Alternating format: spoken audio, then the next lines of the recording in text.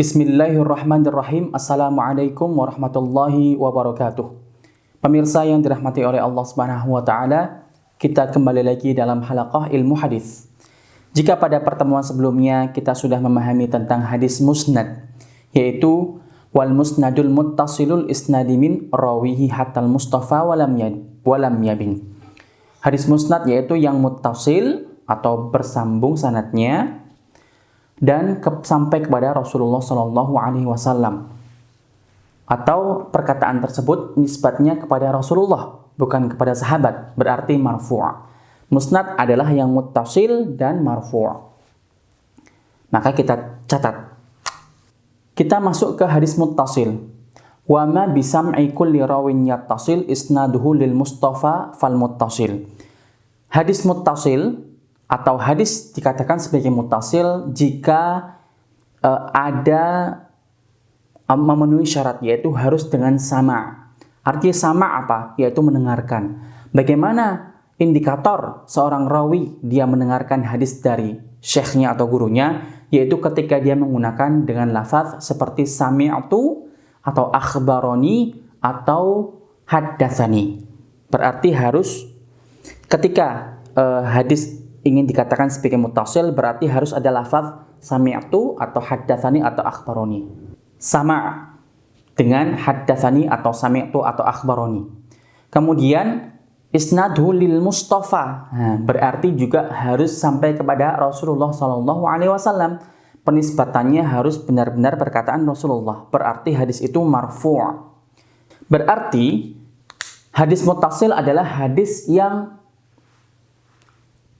ada di dalamnya sama, bahwasanya rawi menggunakan lafaz yufidus sama, bahwasanya dia benar-benar mendengarkan, bukan katanya.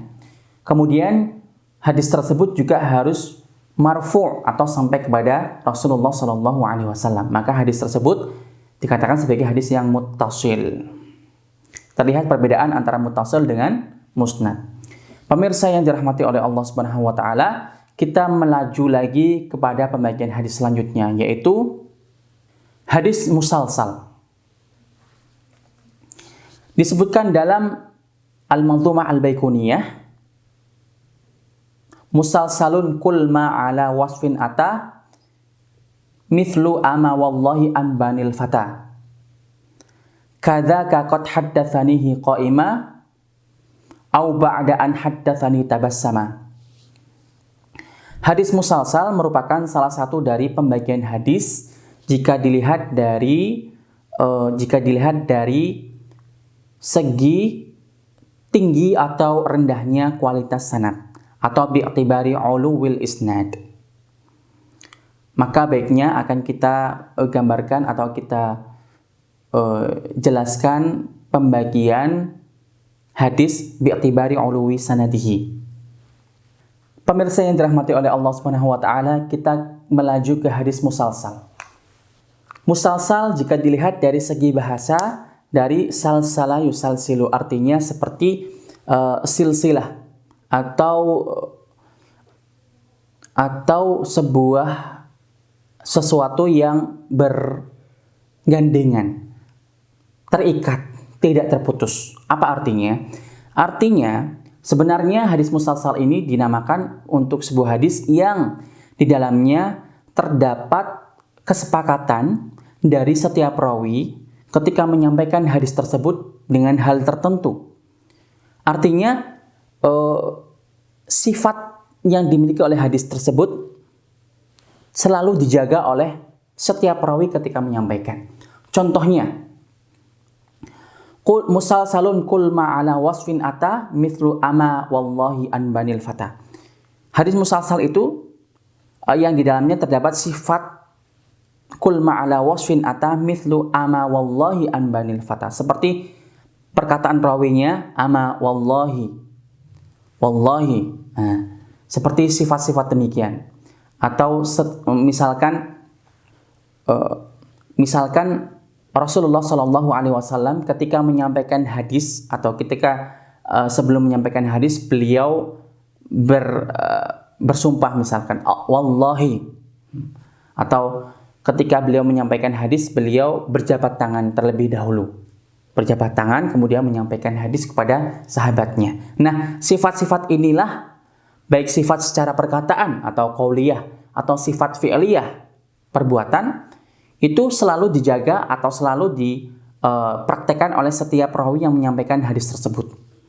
Kadzaka qad haddatsanihi qa'ima. Sama juga jika hadis tersebut misalkan disampaikan dengan cara berdiri. Au ba'da an haddatsani tabassama, atau setelah menyampaikan tabassama, rawi tersebut tersenyum. Berarti di sini kita dapat melihat satu sifat qauli atau sifat yang bersifat perkataan, atau sifat fi'li, sifat yang berkaitan dengan perbuatan. Pemirsa yang dirahmati oleh Allah Subhanahu wa taala, hadis musalsal intinya adalah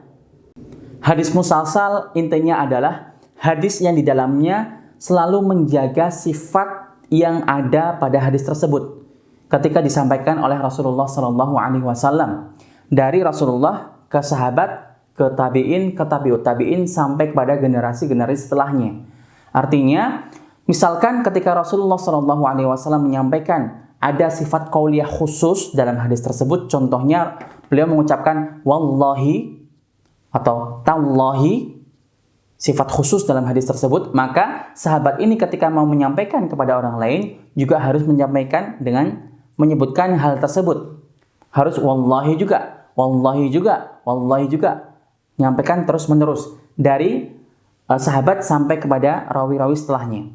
Sama halnya dengan jika misalkan di situ ada sifat yang bersifat fi'li atau perbuatan. Misalkan Rasulullah SAW ketika menyampaikan dengan berjabat tangan terlebih dahulu, kemudian menyampaikan hadis, kemudian setelahnya tersenyum. Nah, maka sifat ini harus tetap dijaga oleh para perawi setelahnya. Sahabat pun ketika menyampaikan hadis tersebut dari Rasulullah kepada orang lain, maka beliau, sahabat ini juga harus tersenyum setelah menyampaikan, harus jabat tangan, dan seterusnya. Harus sifat-sifat ini harus terjaga. Maka dari itu dinamakan dengan musalsal. Baik musalsal bisifat al-qauliyah atau musalsal bisifat al-fi'liyah. Artinya untuk apa? Fungsi dari musalsal ini adalah untuk memberi sisi kekuatan yang lebih. Berarti ketika rawi atau hadis musalsal ini mendapatkan sisi kekuatan lebih. Kenapa? Karena ada hal yang terjaga oleh rawi. Rawi tidak ghaflah atau rawi tidak lupa akan hal yang penting tersebut. Berarti hadis musalsal termasuk dalam kategori pembagian hadis bi'tibari uluwi sanadihi. Wallahu ta'ala a'lam. Terima kasih. Wassalamualaikum warahmatullahi wabarakatuh.